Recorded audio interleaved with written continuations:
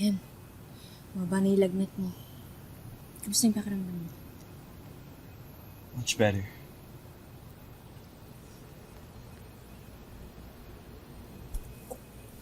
You know, you don't have to do this.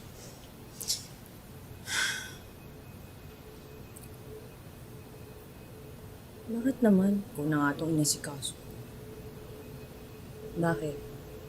Kasi magkaaway tayo?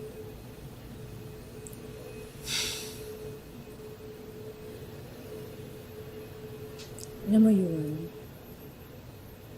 mali yung iniisip mo sa akin. Promise, wala talaga akong interest sa yaman. It's just so hard to believe that, Ina. I mean, you're so driven and ambitious and you've been trying really hard to please Lola. Para kasing imposible na wala kang gustong makuha in return.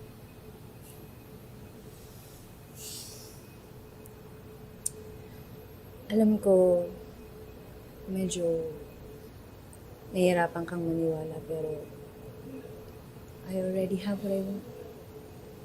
Binigyan ako ni Lola ng break. Kaya, pinagbubutihan ko. Bakit? Kasi ayokong masira at manghinayang man si Lola sa tiwalang binigay niya sa akin. Sa totoo lang, meron naman din akong personal na pangarap. Gusto kong ma-secure yung future namin magkapatid. Of course, I want to have a good life. Dahil yun ang pangarap ng parents namin para sa amin. Pero wala na sila. Kaya ako na lang yung inaasahan ng kapatid ko. Kaya ako iniisip mo na ambisyosa ako. Siguro hindi naman masama mangarap, di ba?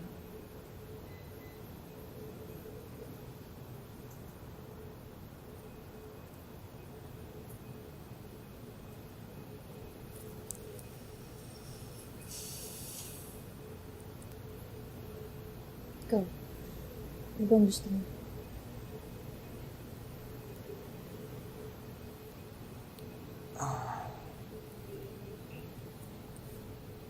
Honestly, I don't know. Naalala ko lang yung sinabi sa akin ni Papa na just be happy. Because that's all that matters. I guess, hindi ko na alam paano maging masaya ever since na nawala siya.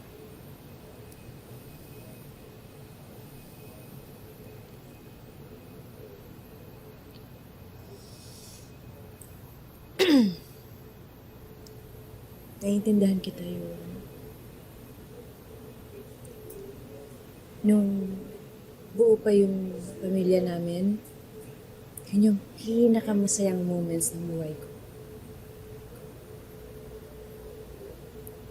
Pero nung nawala si Mom, medyo madaling tanggapin yung pagkawala niya. Pero syempre, masakit pa rin. Dahil may sakit siya. Pero si Dad, kumatanggap. Hirap tanggapin. Kasi hindi kami nagkaroon ng closure. Biglaan yung nangyari. Sobra-sobra yung guilt na nararamdaman ko noon. Kasi hindi ko man lang siya natulungan na may mga problema siya. I could have saved him, you know? Wala akong nagawa.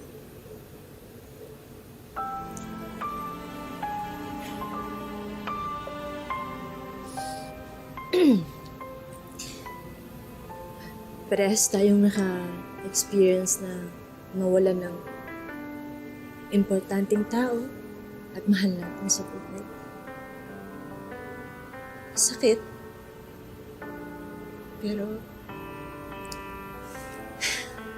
wala, kailangan natin magpatuloy. Nakakalungkot. Pero I'm sure, kung nasan man sila ngayon, hinihiling pa rin nila yung kung ano yung mas makakabuti sa atin at kung saan tayo masaya. At mas importante pa rin na nandito tayo buhay. Nandito tayo para sa mga taong nagmamahal sa atin at umaasa sa atin. Tibok ng puso ko, ikaw pa rin. Ikaw pa rin. Kahit pa sabihin nilang di tayo para sa isa't isa, ipaglalaban ko ang aking nadarama sa'yo, sinta. Matayog man na bundok, handa akong akyutin. Pagkatalang ng puso ko. Na-check na natin lahat. Sure ka ba, kuya? Walang tao dyan? Buksan yun na, please. Ma'am, okay na po. What are you doing here?